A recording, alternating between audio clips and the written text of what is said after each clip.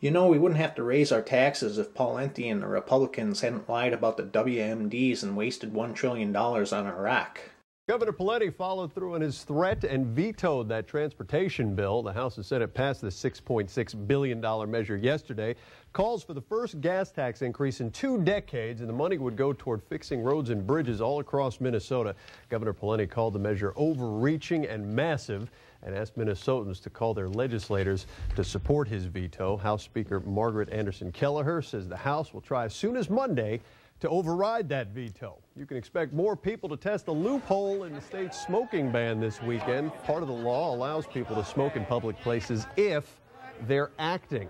Well, now 50 to 100 bars across the state are expected to hold theater nights. The Clay County prosecutor called the performances a knucklehead move and said the bar owners could be taken to court. A little relief for flood victims in southeastern Minnesota. Test results are in on the trailers sent to the region by FEMA.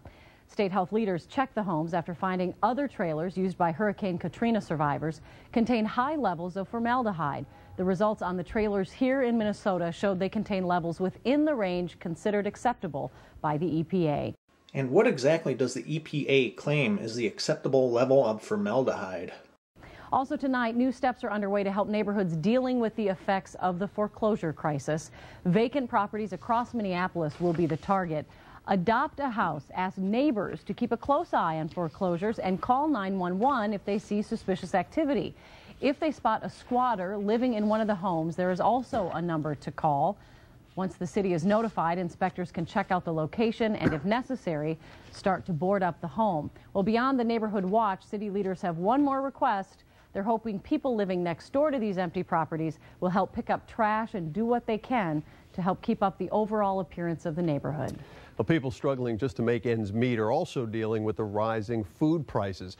And the world is now closely watching how high the price of wheat is soaring right here in the Twin Cities. Wheat is a key ingredient, as you know, in many things we eat. Take a look at the spring wheat charts at the Minneapolis Grain Exchange. The spike is something these traders have rarely seen before. Carol 11's Scott Soroka shows you why businesses may soon be forced to pass these extra costs on to you. We're worried about wheat prices. The problem they're running into at Great Harvest Bread Company. In the past year, the wheat harvest has been far from great. It may not be any. That means Sally Weissman has to pay more for her wheat. And that's up between 50 and 60% from a year ago. That makes it tough to make a go of it. Granted, Great Harvest sells a high-end, high-quality bread. Anything else I can grab for you? Keeping prices lower than $5 a loaf is tough. In the 1st of November, we raised prices like 6 to 8%. And we'll see. We're going to try to ride it out a little bit, and if we can't make it, we'll have to raise prices again. For those who buy and sell the spring wheat Weissman's customers crave, it's also been a roller coaster. It's just straight up. The price for a bushel of spring wheat went from $8 a bushel to almost $20 in a matter of a month or two. Basically, analysts agree, bad harvests around the world, and the world started running out of wheat. Looking at the supply and demand statistics for spring wheat, we will be sweeping the bottom of the bin before we get into the next crop. That means until at least midsummer, wheat prices will remain high as supplies continue to dwindle. Yeah, you just kind of try to thread the needle and make it all work. They're not scraping by, but those wheat prices are certainly taking a slice out of the Great Harvest bread budget. And the short-term future does not look bright. We'll do as little as we can get away with and make it work. Scott Soroka, Carol 11 News. Well, the wheat prices dropped this week at the Minneapolis Grain Exchange for the first time all year. However, experts say the world's wheat stockpile is at its lowest level in 60 years. And if that doesn't change, you can expect those prices to start soaring again.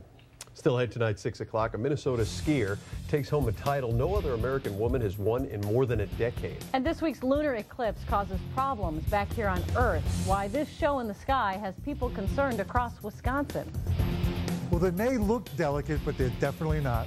That's right. We are talking orchids. It is our February plant of the month, and we're going to tell you how tough these babies are coming up and grow with care. And Mother Nature will help out a little bit for us tough Minnesotans. Temperatures are going to be warming up, continue their upward trend here. We'll tell you how warm we're going to get coming up. They didn't have time to give me details on the formaldehyde, but they got time to give me a report on the moon and flowers.